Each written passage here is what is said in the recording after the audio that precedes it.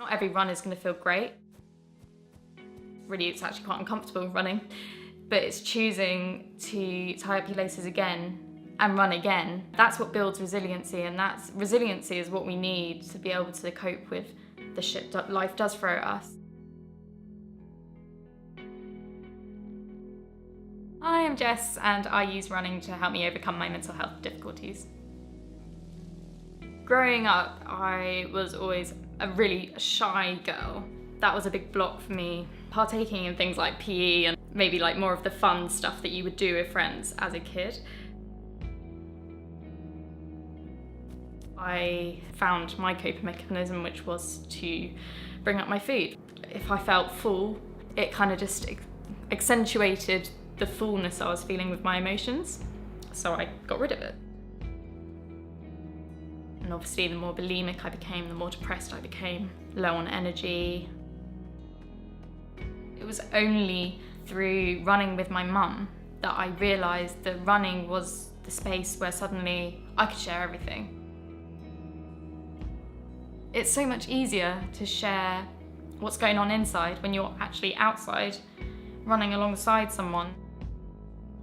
Anxiety is really uncomfortable, and running also can be really uncomfortable, and I think it's taught me how to move with that discomfort and keep going through it until it's dealt with. After sharing with my mum, I realised, more people could probably do with this space. And I spoke to a friend about it, and we said, well, why don't we just start going for a run after work so we can just have a rant about life, because we both needed that space. We're both quite anxious people, so we decided to create Run Talk Run.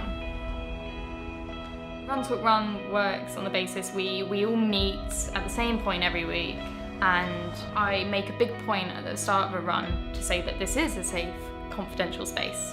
So if you do want to bring your shit, you can, but you're not pressured to. It's done as a supportive collection of runners. The close friendships I've made with the runners that come, it's a two-way thing, and I think they get the same experience that I do, that they're creating bonds with people who get it. It's scheduled self-care, essentially, and I think running provides that excuse in a way to make sure it gets done. I think if you're scheduling in a run, that is also good for your mental health, and it's just as focused on your mental health as it is the running. It's scheduled self-compassion, almost.